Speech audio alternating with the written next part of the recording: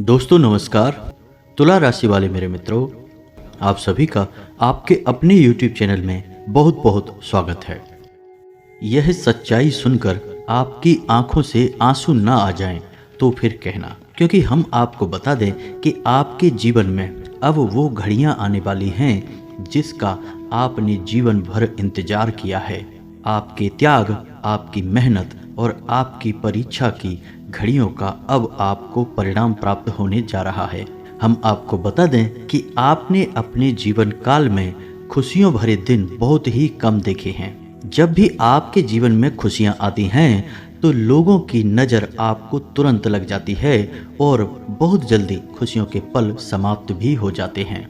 और कई बार तो आपके जीवन में कुछ घटनाएं इस प्रकार की घट गई हैं कि आप समझ ही नहीं पाए हैं कि आपके साथ यह हो क्या रहा है। तो आपने बड़ी मेहनत से अपने जीवन को व्यवस्थित किया, थोड़े बहुत खुशियों के पल आपके जीवन में आए, तभी अचानक सब कुछ आपके हाथों से फिसल गया और आप फिर से दुख और तकलीफों में पड़ गए। यही हाल आपके जीवन में पैसे का भी रहा है। आपने पैसा तो कमाया है, लेकिन आपका पैसा कभी भी आपके मन के अनुसार खर्च नहीं हुआ है। अधिकतर आपका पैसा फिजूल खर्ची में ही चला गया है। बाद में आप सोचते हैं कि आपने इतनी मेहनत से जो धन कमाया, जो पैसा कमाया, वह आप उपयोग ही नहीं कर पाए, फिजूल खर्ची में चला गया, अनावश्यक खर्चों में चला गया। जी हाँ दोस्तों, आपके राशि की जातकों की खूबी ही यही है कि आप मेहनत बहुत करते हैं, सुख समृद्धि अपने जीवन में लाने की कोशिश भी बहुत करते हैं, लेकिन उस सुख समृद्धि का, धन दौलत का, रुपए पैसे का लाभ हमेशा दूसरे ही उठाते हैं। लेकिन इसमें भी आपको कोई बुराई महसूस नहीं होती है, क्योंकि आप दिल के बहुत ही साफ इंसान हैं और आप अपनों की खुशियों में ही खुद की खुशी समझते हैं। और आपको जब अपनों के चेहरों पर हंसी दिखाई देती है तो बहुत सुख प्राप्त होता है, बहुत अच्छा लगता है। लेकिन इसमें तकलीफ आपको तब प्राप्त होती है जब आपके अपने ही आपकी भावनाओं की कदर नहीं करते हैं, आपकी पीठ के पीछे आपके बारे में कुछ ऐसी बातें बोलते हैं जिन्हें सुनने के बाद आपको बहुत पीड़ा प्राप्त होती है। ऐसी चुभने वाली बातों की उम्मीद आप अपने अपनों से नहीं करते हैं। लेकिन आपके स्वभाव की बहुत बड़ी खूबी यह है कि आप सब कुछ जानते हुए भी अनजान बनने का दिखावा करते हैं, इसमें कामयाब भी हो जाते हैं और अपने चेहरे पर एक मुस्कुराहट हमेशा बनाकर रखते हैं। आप कभी भी उन लोगों को यह एहसास नहीं होने देते कि आपने उनके बारे में सच जान लिया है।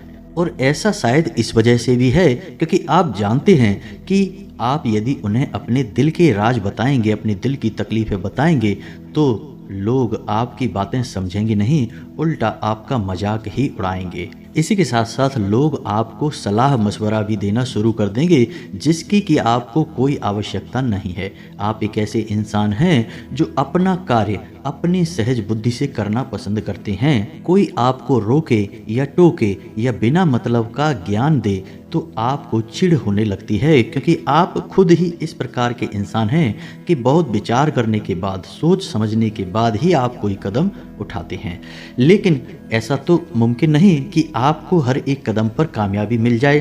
तो जब आपका काम खराब हो जाता है तो फिर आपके अपने ही ताने मारने लगते हैं और इन्हीं तानों को सुनकर आपका दिल छलनी हो जाता है, आपका दिल टूट जाता है। लेकिन आप इन सब तकलीफ़ों से बहुत जल्दी बाहर भी आ जाते हैं, क्योंकि आप एक आशावादी इंसान हैं।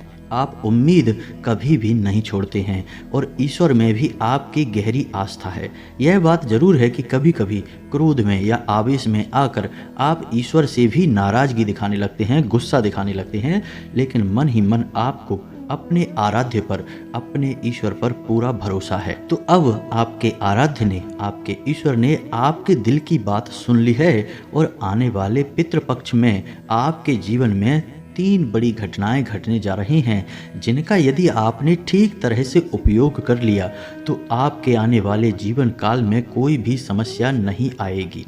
जी हाँ दोस्तों, और इससे भी बड़ी बात हम आपको बता दें कि आप पितृपक्ष में एक बहुत बड़ी गलती करते हैं। शायद आपको उस गलती के बारे में किसी ने अब तक बताया नहीं है, लेकिन हम आपको आपकी उस गलती के बारे में भी बताएंगे।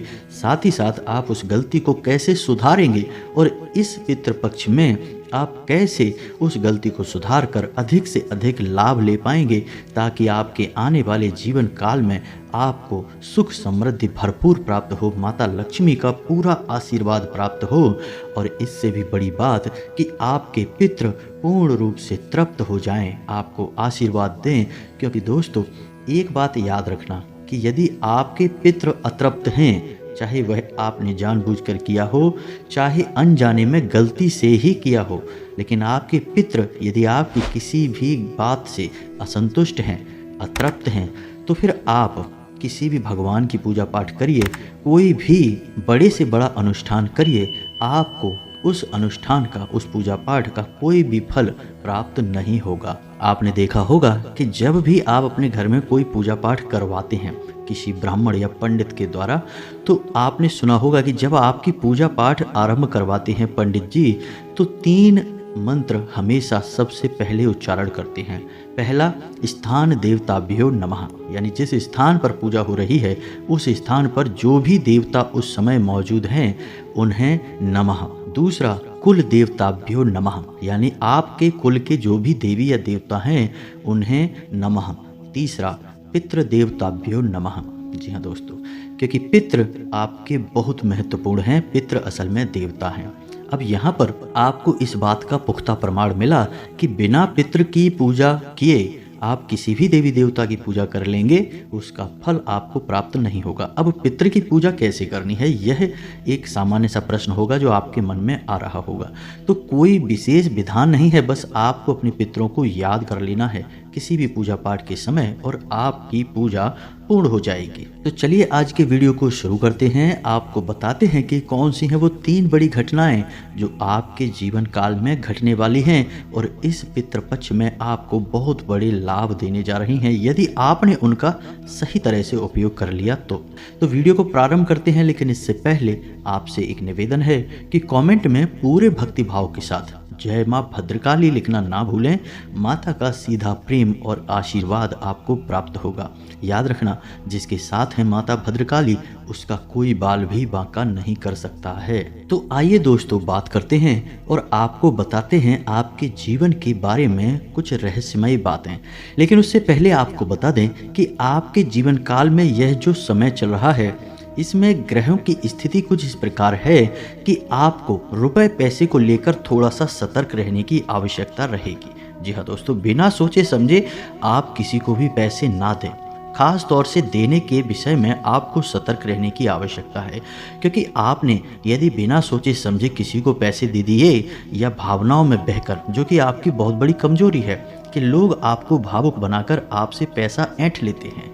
तो यदि भावनाओं में बहकर आपने पैसे किसी को दे दिए तो हम आपको लिख कर देते हैं कि वह पैसा पहले तो आएगा ही नहीं, और यदि आएगा भी तो बहुत अधिक बुराइयां करवाने के बाद ही आपके पास वापस आएगा। जी हाँ दोस्तों, तो इससे बेहतर यह होगा कि आपसे यदि कोई किसी प्रकार की पैसे की मदद मांगता है तो आप उसे इस पितृपक्ष में टाल दें, यानी आने वाले 15 दिनों तक आप किसी भी प्रकार का पैसे का लेन देन ना करें, जितना संभव हो कम से कम करें। दूसरी महत्वपूर्ण बात यह रहेगी कि आपको अपने कार्यस्थल पर, यदि आप नौकरी करते हैं तो अपने कार्यस्थल पर अपने उच्च अधिकारियों पर नज़र रखनी होगी। हम आपको बता दें कि आपकी कार्यशैली कुछ इस प्रकार की है कि आपके सहकर्मी ही आपसे जलते हैं और आपके बारे में अनाप शनाप बातें पीठ के पीछे करते हैं। और इस समय जो आपकी ग्रहों की स्थिति है वह इस प्रकार की है कि आपकी पीठ के पीछे कानाफूसी निश्चित तौर पर होगी, और इसका जो दुष्परिणाम है वह आपके ऊपर आएगा, यानी आपके उच्च अधिकारियों के कान भरे जा सकते हैं। तो आपको जितना हो सके अपने उच्च अधिकारियों से प्रेम पूर्ण बर्ताव करना है और उनके संपर्क में ही रहना है, ताकि यदि आपके खिलाफ कोई उनके कान भरे तो उन्हें विश्वास ना हो। यानी आप अपने उच्च अधिकारियों से अधिक प्रेम पूर्ण बर्ताव करके उन्हें अपने पक्ष में रखने की कोशिश करें। अब सबसे महत्वपूर्ण बात जिसका आपको विशेष ख्याल रखना है, क्योंकि आपके राशि में राहु का गोचर कुछ इस प्रकार का हो रहा है कि आपकी मानसिकता दूषित हो सकती है। जी हाँ दोस्तों, राहु एक छाया ग्रह है, एक राक्षस ग्रह है, यह हानि अधिक करवाता है, लाभ कम दिलवाता है। जी हाँ दोस्तों, तो आपको थोड़ा बहुत मति भ्रम हो सकता है। अब यह मति भ्रम किसी कारण से भी हो सकता है, यानी कि कोई आपका साथी संगी ऐसा होगा जो आपको किसी गलत कार्य को करने के लिए प्रेरित करेगा, या फिर परिस्थितियां ही ऐसी बन जाएंगी कि आपको गलत काम करने की प्रेरणा प्राप्त होगी। लेकिन याद रखना कि राहु धोखेबाज ग्रह है। आप जैसे ही किसी गलत कार्य में आगे बढ़ेंगे, आपकी हानि हो जाएगी। राहु पर आप पूर्ण रूप से भरोसा नहीं कर सकते हैं, क्योंकि राहु एक छाया ग्रह है, यह कोई वास्तविक ग्रह नहीं है। तो इसका प्रभाव बहुत जल्दी आता है और बहुत जल्दी हट जाता है, यानी कि यह जितनी तेजी से आपके जीवन में आएगा उतनी तेजी से आपके जीवन से चला भी जाएगा, लेकिन आपका नुकसान बहुत बड़ा कर जाएगा। जी हाँ दोस्तों, तो इस पितृपक्ष में आपको थोड़ा सा संभल कर रहना है और किसी भी प्रकार के प्रलोभन से या अनैतिक कार्य से दूरी बनाकर रखनी है। जैसे ही आपको किसी भी प्रकार का लालच कोई दे या कोई ऐसी घटना आपके जीवन में घटने लगे, आपको हमारी बात याद आ जानी चाहिए कि यह राहु का प्रभाव है। लेकिन यह बहुत अधिक समय तक नहीं रहेगा, बहुत ज़्यादा रहेगा तो 24 घंटे के लिए ही होगा। लेकिन इस 24 घंटे में यह आपसे ऐसे काम करवा देगा कि आने वाले जीवन में आप उस काम की कीमत बहुत लंबे समय तक चुकाते रहेंगे। इसी के साथ साथ आपको अपने प्रेमी जीवन या दाम्पत्य जीवन का भी ख्याल रखने की आवश्यकता है, क्योंकि वहाँ पर भी आपको परेशानी आने के अवसर प्राप्त हो रहे हैं। तो कुछ ऐसे मौके आएंगे जब आपका आपके प्रेमी के साथ बंधन टूट सकता है, झगड़ा हो सकता है, या फिर आपके जीवन साथी के साथ भी आपका विवाद हो सकता है और स्थिति बहुत बुरी हो सकती है। जी हाँ दोस्तों, यह भी प्रभाव राहु का ही रहेगा, क्योंकि राहु के पास शरीर नहीं है, उसके पास केवल दिमाग है और वह दिमाग बहुत ही खतरनाक है। जी हाँ दोस्तों, तो यह तो थी वो सामान्य घटनाएं जिनके लिए आपको सतर्क रहने की आवश्यकता रहेगी।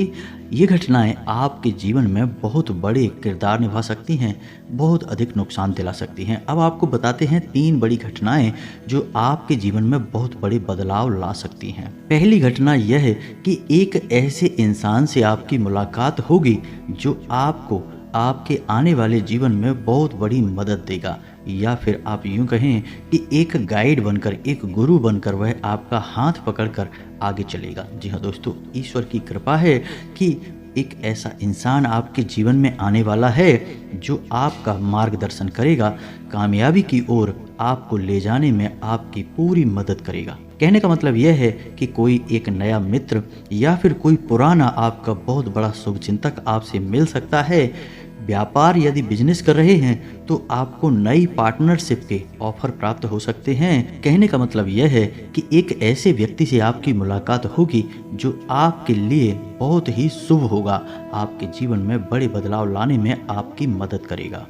दूसरी बड़ी घटना आपके जीवन में यह घटेगी कि आपके मन में धार्मिकता का भाव उत्पन्न होगा और किसी विशेष तीर्थ स्थान पर जाने का आपका अवसर बनेगा। जी हाँ दोस्तों, लेकिन तीर्थ स्थान जो भी होगा वह नज़दीकी होगा, दूर का नहीं होगा। तो ऐसे में यदि कोई अवसर आपको प्राप्त हो जाता है या आपके मन में भाव उत्पन्न हो जाता है तो वह ईश्वर की देन है, उसे स्वीकार करें और आगे बढ़ें। तीसरी बड़ी घटना जो आपके जीवन में घटेगी कि आपका एक पुराना विवाद है, कोई बड़ा विवाद है जो बहुत लंबे समय से अटका पड़ा है। उस विवाद में जो रुकावटें आ रही थीं वे अब दूर हो जाएंगी, गति प्राप्त हो जाएगी और कोई ना कोई निष्कर्ष अवश्य ही निकल आएगा जो कि आपके पक्ष में ही रहेगा, जिससे आपके मन में खुशियां ही खुशियां आ जाएंगी। अब विवाद कोई प्रॉपर्टी का भी हो सकता है, रुपए पैसे की लेन देन का विवाद हो सकता है, या फिर किसी अन्य प्रकार की चीज़ों का लेन देन का विवाद है। जो भी विवाद है अब वह दूर हो जाएगा और उसका फैसला आपके पक्ष में आएगा। यह एक ऐसी घटना रहेगी जो आपको सुख देगी, आपको शांति देगी। अब आपको बताते हैं वह गलती जो आप अपने हर पितृपक्ष में करते चले आ रहे हैं। शायद इसी गलती की वजह से आपको पितरों का पूरा आशीर्वाद प्राप्त नहीं हो पा रहा है, और जब भी आप अपने पितरों की तृप्ति के लिए कोई कार्य करते हैं तो वह कार्य आपको लगता नहीं है, आपके पितृ संतुष्ट नहीं होते हैं, तृप्त नहीं होते हैं। तो वह गलती क्या है दोस्तों? तो अब आप ध्यान से समझिए। हमारे शास्त्रों में यह वर्णित है कि पितरों का कार्यभार भगवान श्री हरि विष्णु को दिया गया है।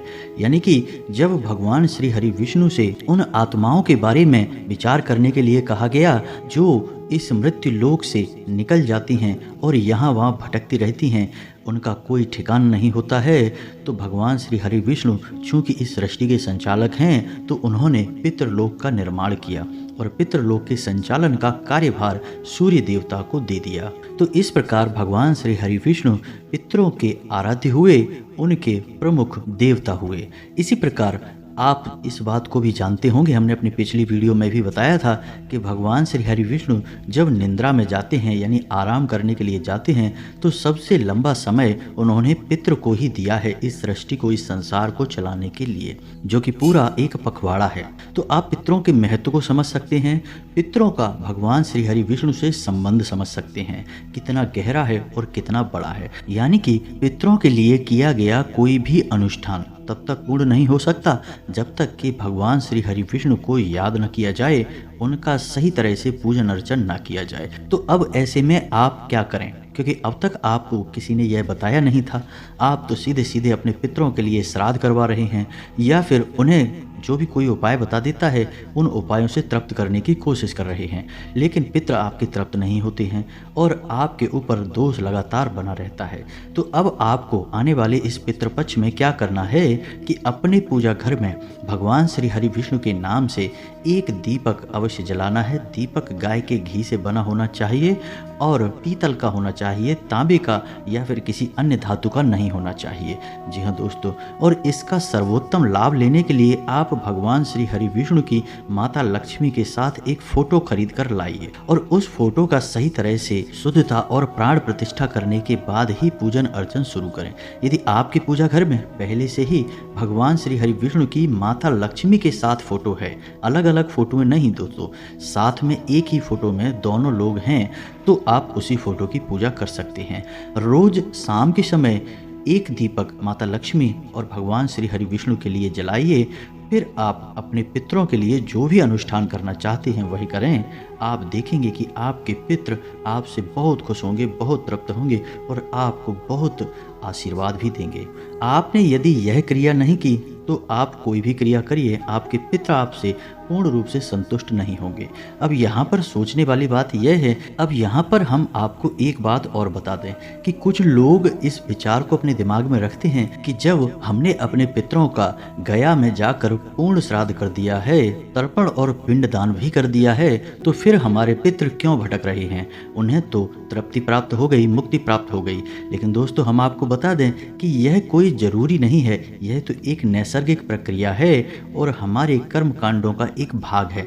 लेकिन पितरों को तृप्ति प्राप्त होगी या यूं कहें कि मुक्ति प्राप्त होगी जब उनका सही समय आएगा, क्योंकि हर एक इंसान अपने पुरखे पूर्वजों का पूर्ण श्राद्ध, 13वीं और पिंडदान, तर्पण आदि विधि विधान के साथ अवश्य करता है।